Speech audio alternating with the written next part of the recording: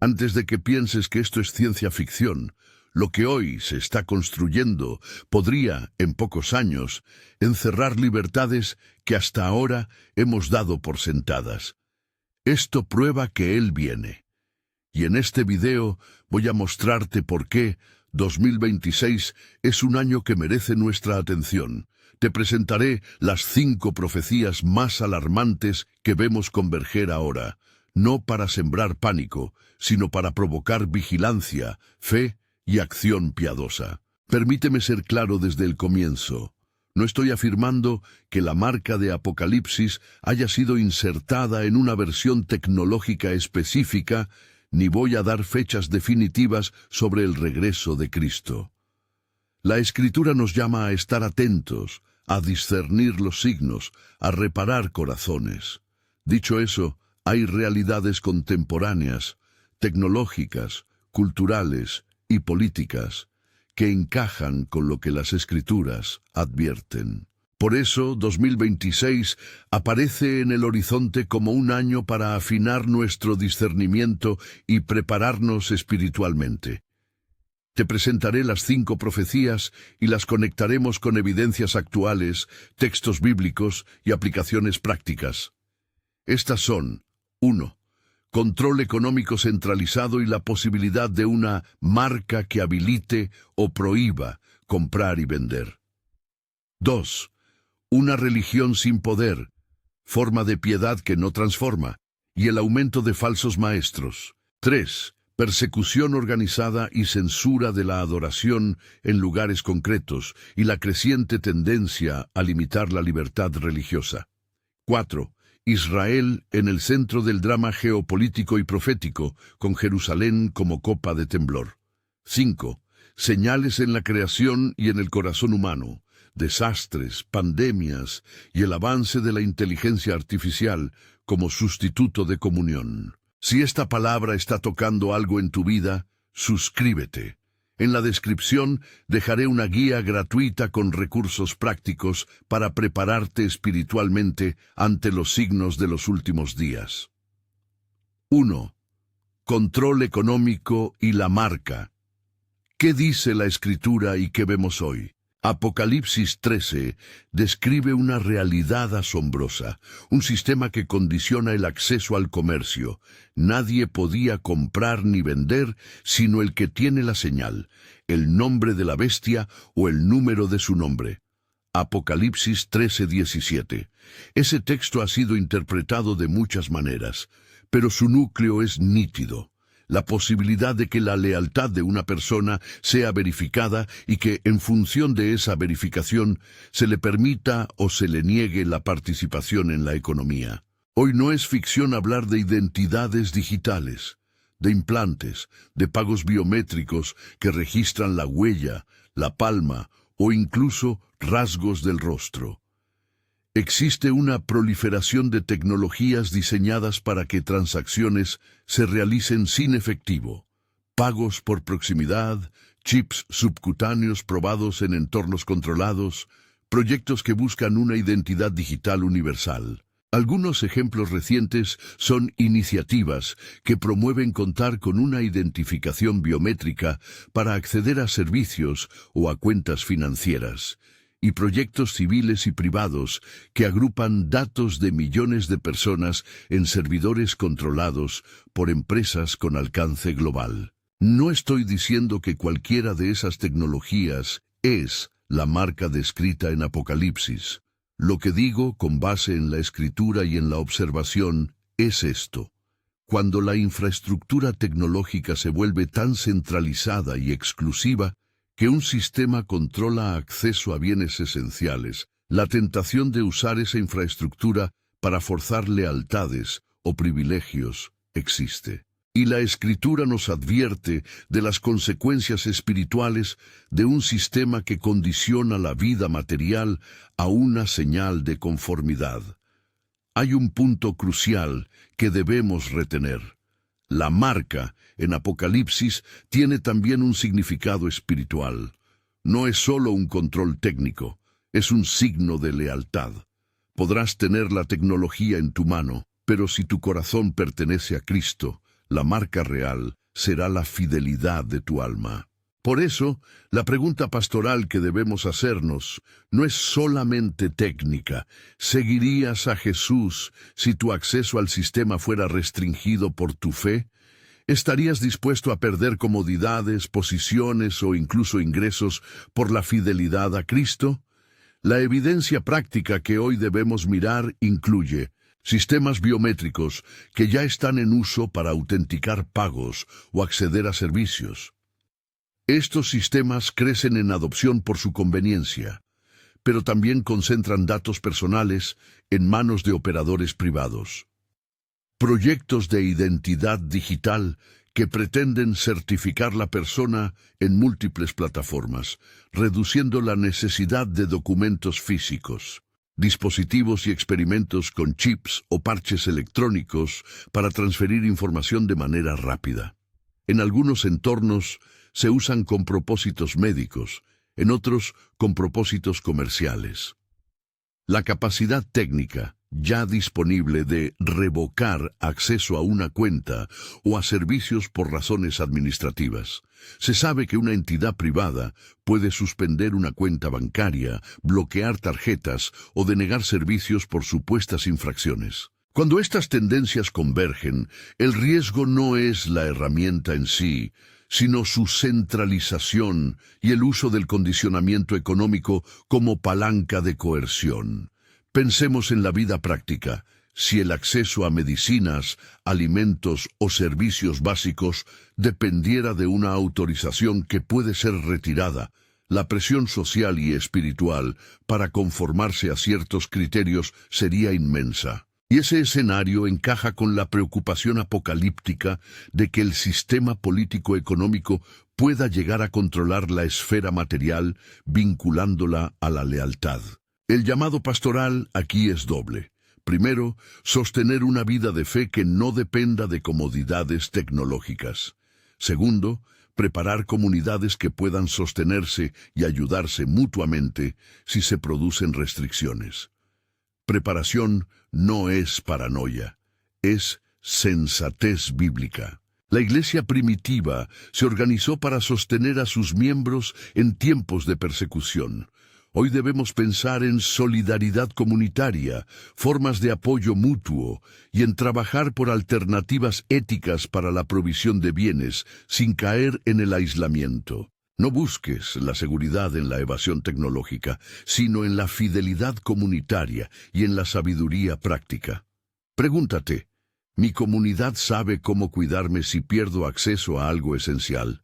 ¿Estoy arraigado en la palabra y en la comunión, o mi fe depende del confort digital? 2. Religión sin poder y falsos maestros. La forma sin la raíz. Las Escrituras advierten con crudeza sobre un peligro espiritual que no es nuevo: la multiplicación de enseñanzas que suenan piadosas, pero carecen de transformación real. Mateo 24 y las cartas de Pablo y Pedro hablan de falsos maestros, de la aparición de enseñanzas cómodas y de hombres que tendrán apariencia de piedad, pero negarán la eficacia de ella. Y Timoteo 3:5, en esencia. Hoy esa profecía se materializa en una religión de espectáculo, fórmulas rápidas, mensajes que privilegian la prosperidad, contenidos que buscan más seguidores que almas transformadas. Las redes sociales han creado una economía de atención donde el carisma y la viralidad a veces sustituyen al discipulado profundo.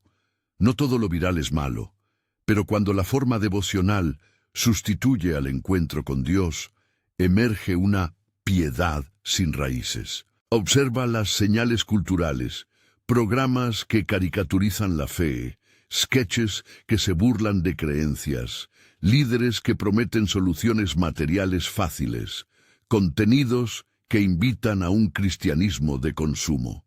En ese contexto, muchos jóvenes reciben una versión light del Evangelio: música potente, mensajes motivacionales, pero poca exposición a la disciplina, al arrepentimiento y a la vida con cruz.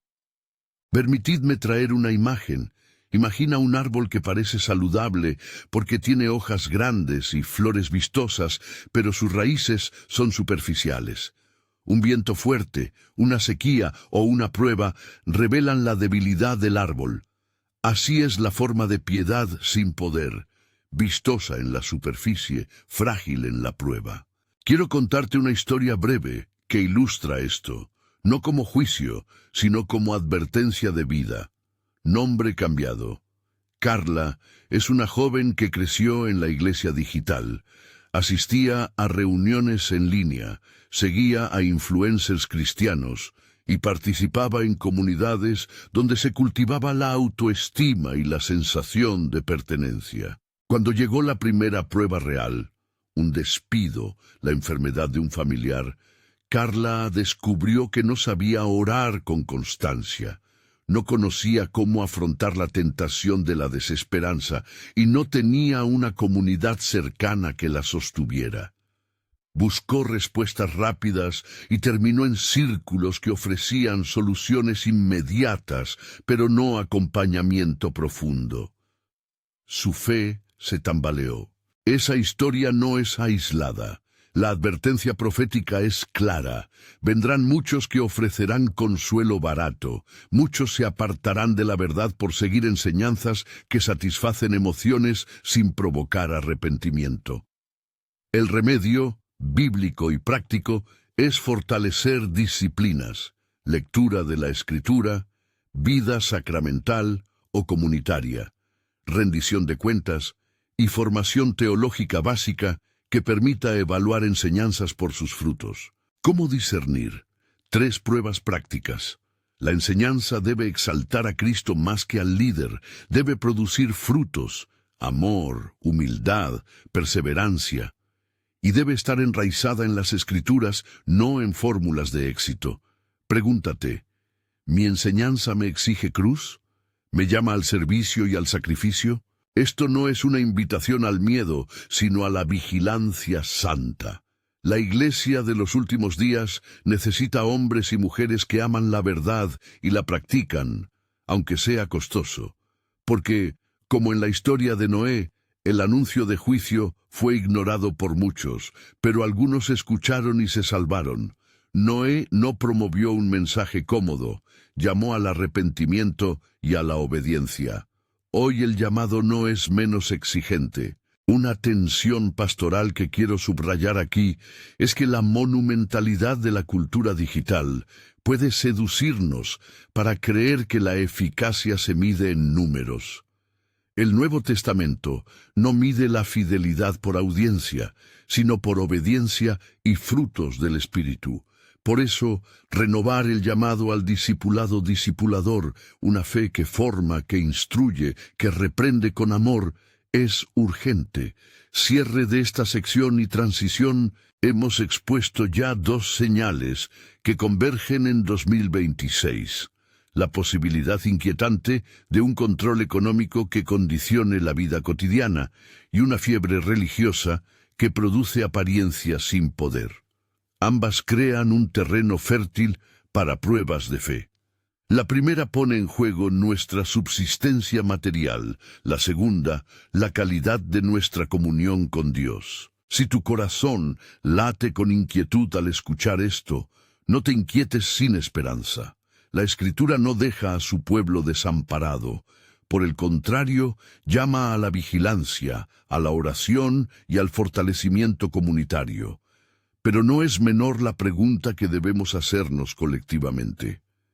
¿Qué tan preparados estamos para testificar de Cristo cuando la presión sea real y cuando la comodidad haya desaparecido? Mientras muchos en Occidente aún debaten si tales escenarios son plausibles, en otras partes del mundo los creyentes ya experimentan limitaciones y violencia.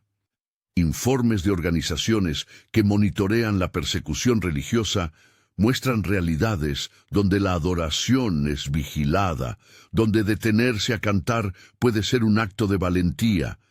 Esa realidad nos recuerda que estas profecías no son solo abstracciones teológicas, son experiencia viva para hermanos y hermanas que sufren hoy. En este punto la tensión aumenta. Si ya hay quienes pierden libertad por su fe, si la tecnología y la cultura están avanzando hacia nuevas formas de control y de simulacro religioso, la pregunta central se vuelve personal y urgente.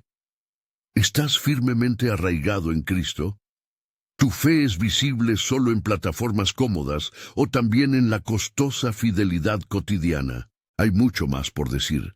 La persecución organizada, el papel de Israel en el drama profético y cómo las señales en la creación y la IA afectan el corazón humano necesitan un examen atento. But the road ahead is not simply doom. Es un llamado a orar, a testificar y a confiar en la soberanía de Dios que sostiene la historia, aun cuando las circunstancias se tornen adversas. 3. Persecución organizada y censura. La Iglesia que sufre hoy, lo que muchos en Occidente consideran un riesgo teórico, ya es, para millones, una realidad concreta. Cuando hablo de persecución organizada, no me refiero únicamente a discursos hostiles o a críticas en redes. Me refiero a creyentes que pierden libertad por practicar su fe, que ven clausurada una congregación, que son arrestados por cantar un himno o que deben esconder sus Biblias para poder reunirse. Esa es la otra profecía que debemos considerar con gravedad en 2026, la que anuncia que la fe será puesta a prueba por poderes que desean controlar qué se dice, cómo se organiza la adoración y quién puede hablar de Dios en público. La evidencia contemporánea es clara y está documentada por organizaciones que monitorean la libertad religiosa. En algunos países existen regulaciones que dificultan la creación de iglesias independientes. En otros, la vigilancia tecnológica permite vigilar la actividad de líderes y comunidades. En contextos donde el Estado estrecha el control sobre la sociedad, la práctica religiosa se vuelve sospechosa. En algunas regiones, protestas, cierres y arrestos por motivos religiosos han aumentado. En Nigeria, comunidades cristianas han sufrido ataques violentos, desplazamientos y una inseguridad persistente que vulnera la vida cotidiana de familias enteras. En China, informes mencionan presiones sobre la actividad cristiana pública.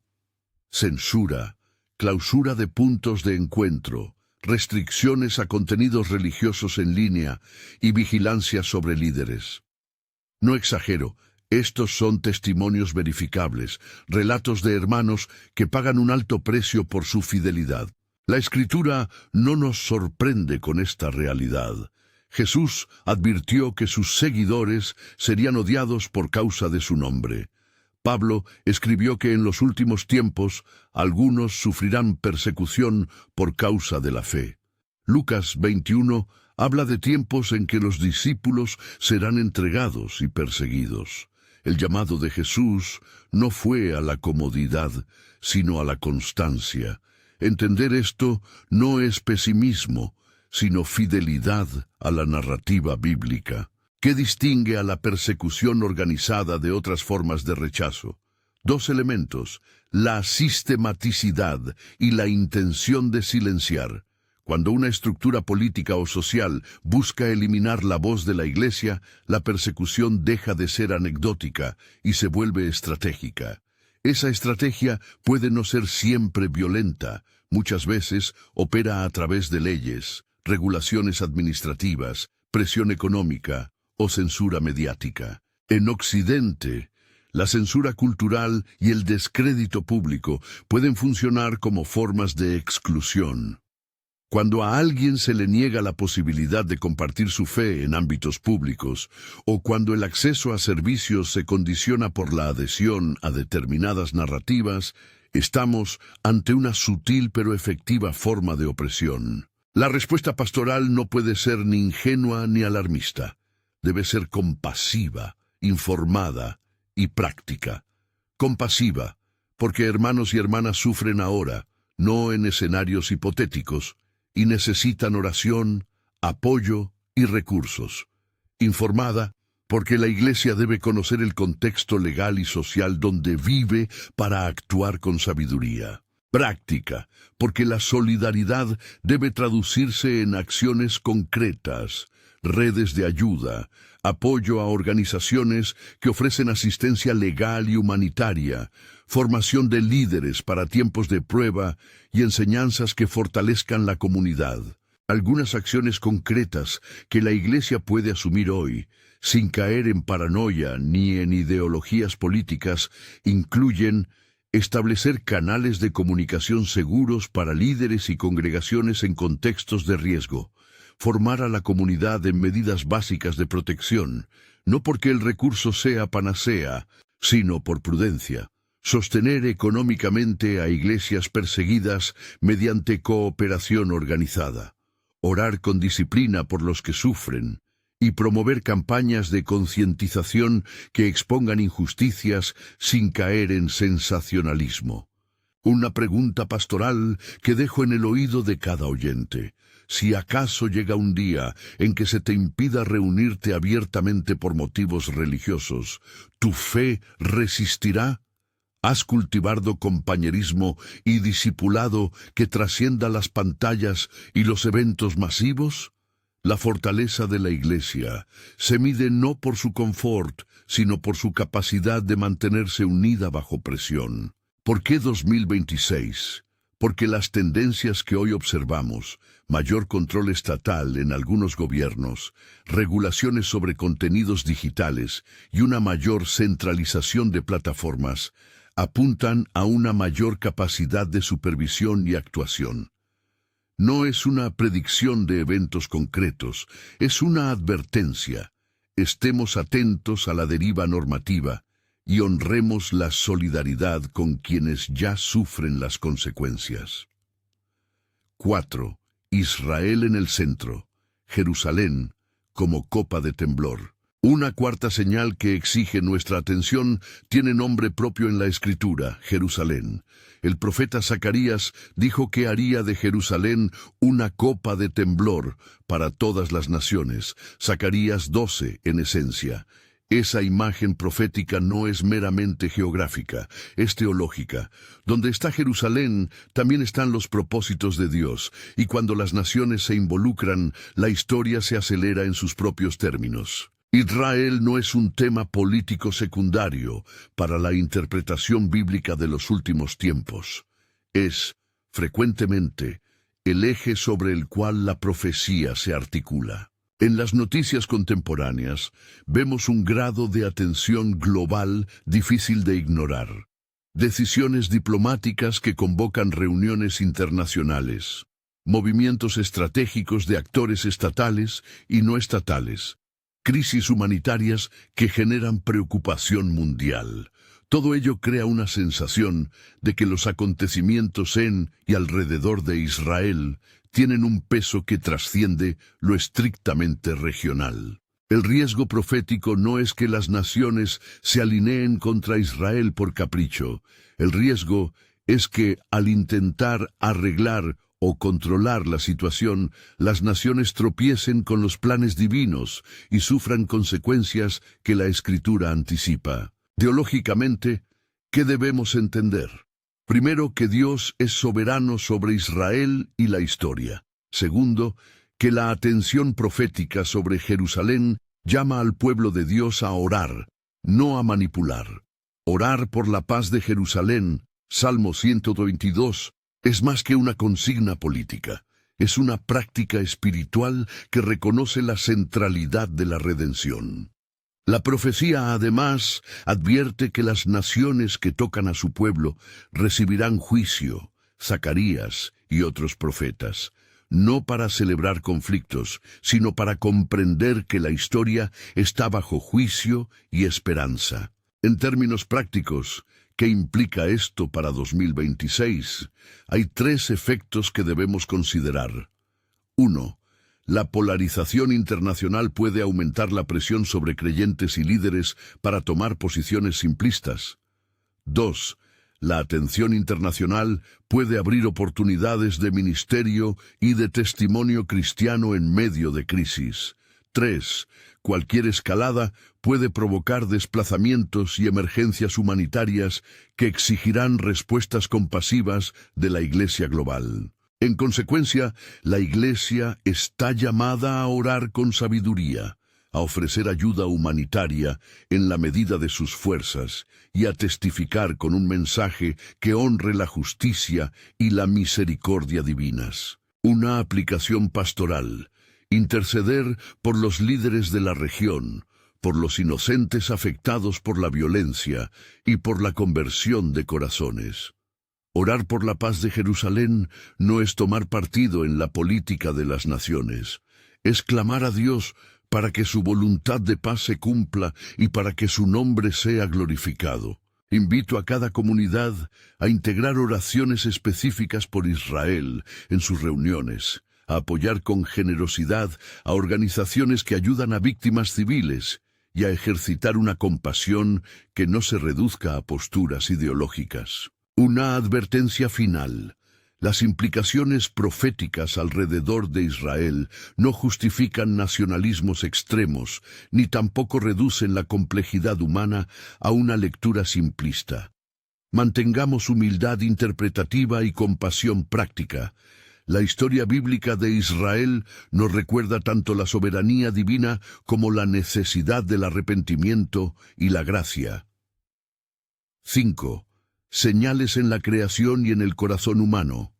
Terremotos, pestilencias y la inteligencia artificial como desafío espiritual. La quinta profecía que debemos considerar es doble.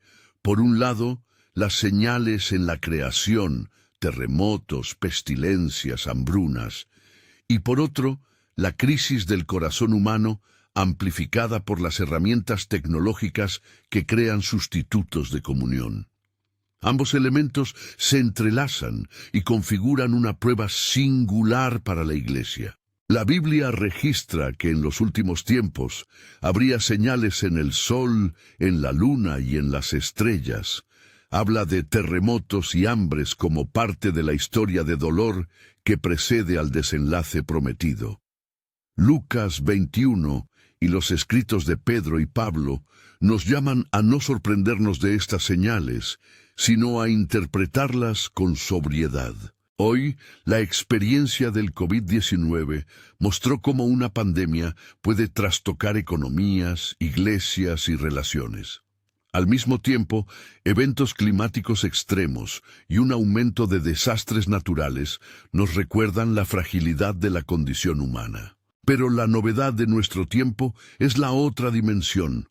La tecnología, especialmente la inteligencia artificial, está entrando en el interior de la vida humana de formas que antes solo imaginábamos en la ciencia ficción.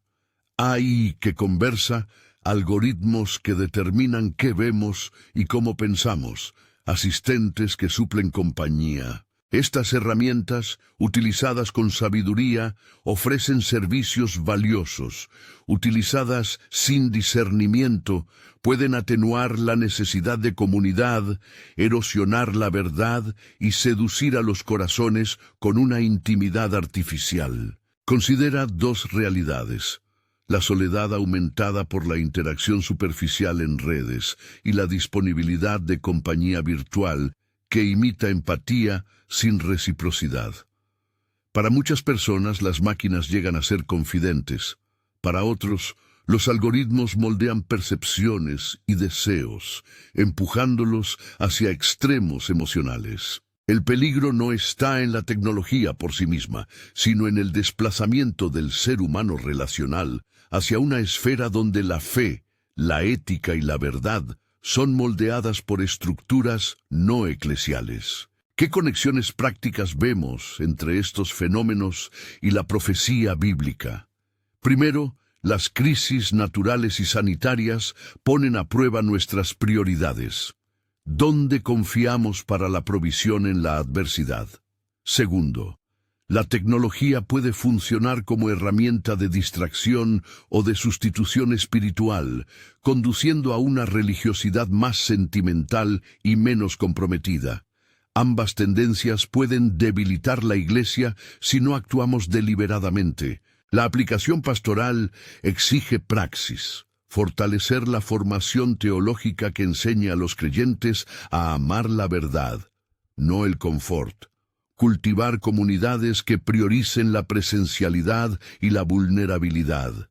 Enseñar a discernir contenidos y a regular el uso de tecnologías que anestesian la vida espiritual. Además, la Iglesia debe participar en debates éticos sobre IA, exigir transparencia, humanidad y límites morales sin caer en tecnofobia. No demonizamos las herramientas, discernimos su uso. ¿Por qué 2026 merece especial atención en este punto?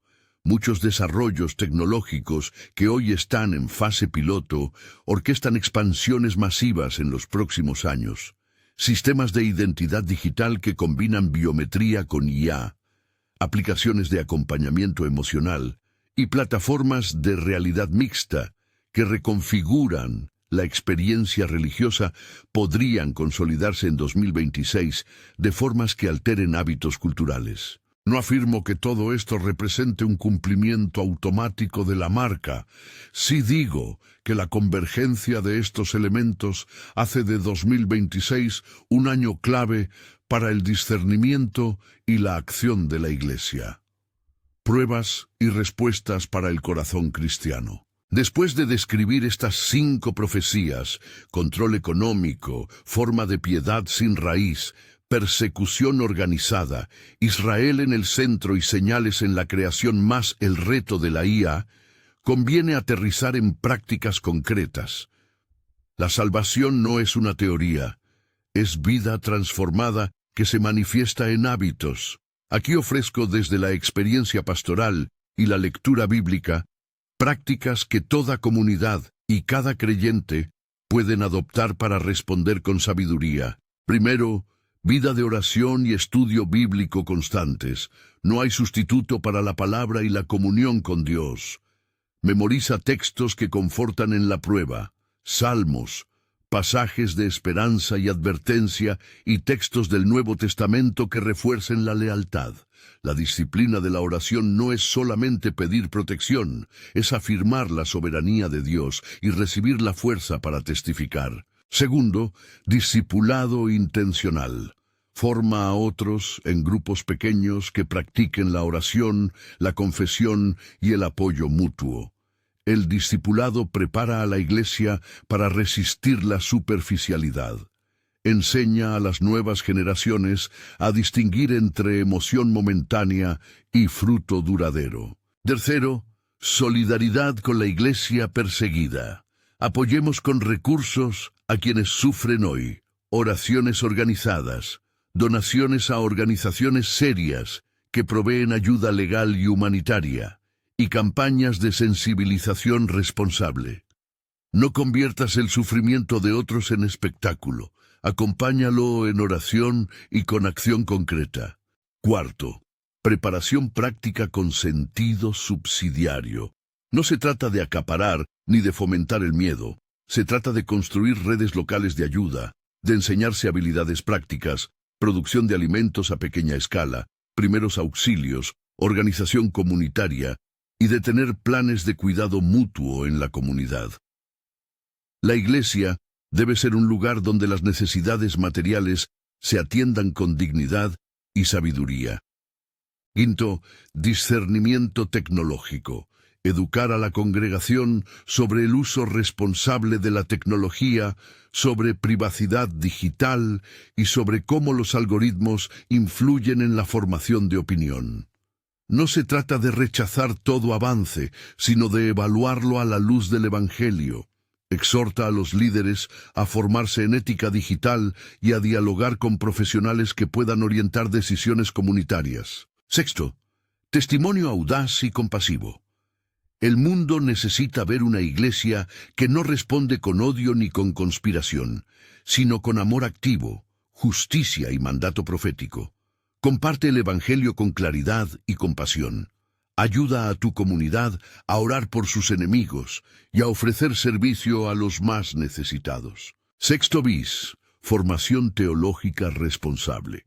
Enseña a tu pueblo a leer las Escrituras con cuidado, a comprender los géneros literarios, a distinguir entre interpretación literal y simbólica cuando corresponda, y a evitar lecturas que transformen conjetura en dogma.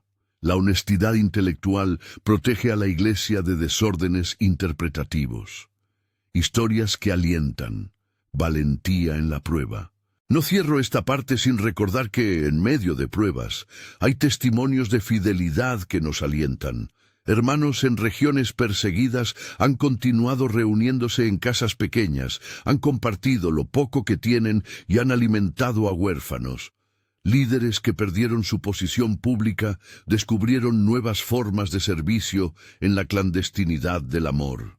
Familias que enfrentaron la pérdida aprendieron a depender no de recursos humanos, sino de la gracia que sustenta. Estas historias no son motivos de orgullo, sino señales de la presencia de Dios en medio del dolor.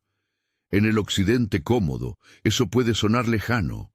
Sin embargo, la Iglesia global nos recuerda que la fe verdadera se prueba y se refina.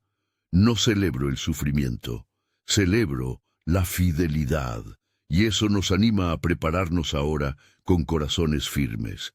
Clímax, la pregunta decisiva sobre fidelidad. Si vuelves la mirada hacia tu propia vida, no hacia las noticias ni a debates ajenos, sino a tu corazón, surge una pregunta íntima y apremiante. ¿Seguirías a Jesús si tu lealtad te costara el acceso al sistema económico, la popularidad o la seguridad social? Jesús no prometió que seguirle sería fácil, prometió cruz y resurrección. Ante la posibilidad de perder privilegios, comodidad o reconocimiento, ¿mi fe se sostendría? No hago esta pregunta para sembrar terror, la hago para provocar una respuesta. La Escritura muestra que algunos seguirán a Cristo hasta la muerte y otros se apartarán por miedo o por amor a sí mismos. No queremos que tu nombre esté entre los tibios.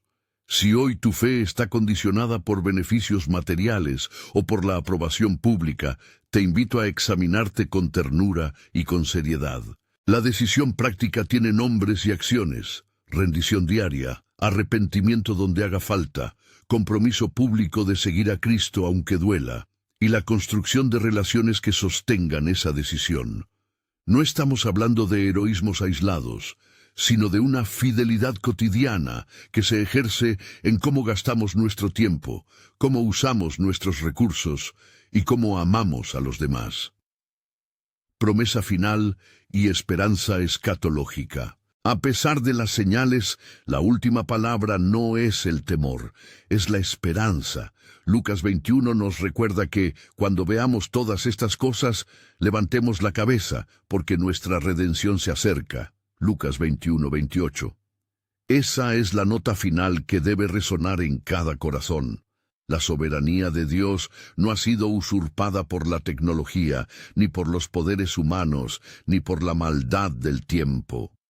Cristo es la consumación de la historia y la garantía de que la fidelidad tiene sentido eterno. No confundas esperanza con pasividad. La esperanza genuina empuja a la obediencia, la acción y el testimonio. Nos llama a ser sal y luz en medio de la oscuridad, a trabajar por la justicia, a llorar con los que lloran y a permanecer firmes en la doctrina sana. La esperanza nos hace practicar la resiliencia espiritual, no la indiferencia. Sugerencias prácticas finales para la comunidad. Para terminar, te dejo un compendio breve y aplicable de acciones que puedes iniciar esta semana con tu iglesia o en tu vida personal.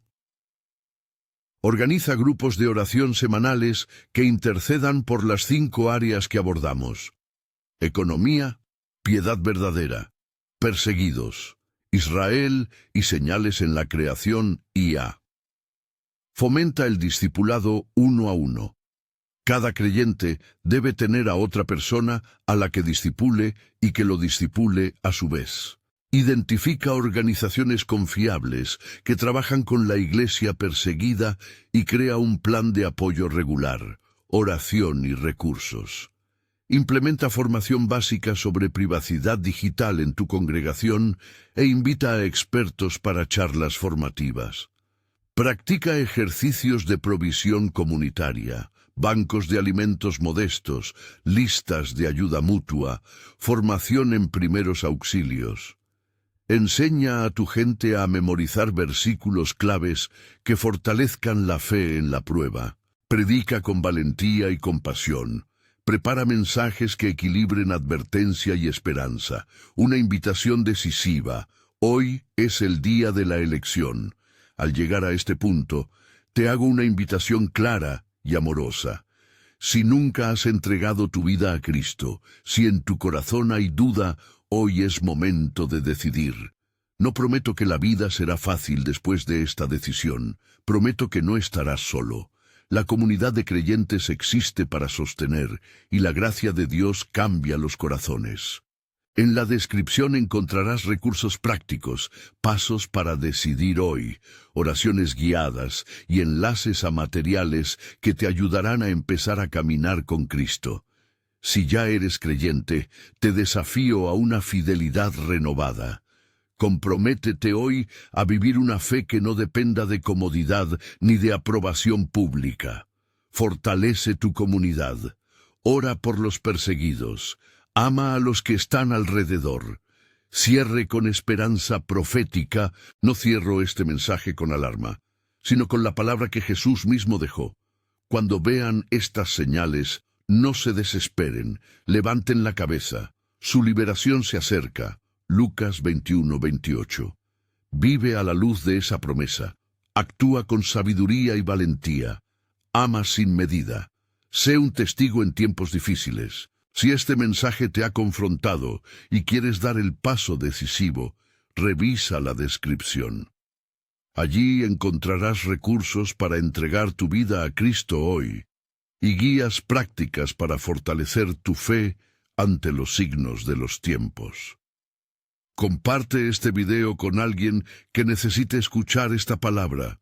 Ora ahora y que la paz de Cristo, que supera todo entendimiento, guarde tu corazón y tu mente mientras permaneces firme en la esperanza.